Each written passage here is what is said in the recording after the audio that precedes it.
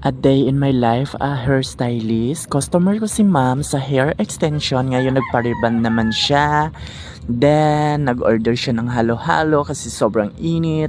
Greek halo-halo. Yan. In-order ni ma'am. Ang sarap pala ng halo-halo by Greeks. Then, ayan. Blower ang bakla.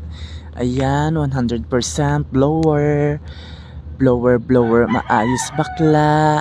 At dahan-dahan kasi nagbabasa si ma'am. Yan, pagkatapos na mag-blower, pinlansya na naman.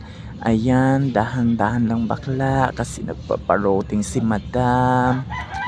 Ayan, at ito nang the final look. Okay, diba? Ang kintab na ng hair ni ma'am. Ayan na yung final result. And, ayan, may din na ng akla. And then pauwi na ako. Pumunta lang ako sa friend ko. Kasi sinabihan ko siya na naka 4K views na yung views niyang Dorian Girl.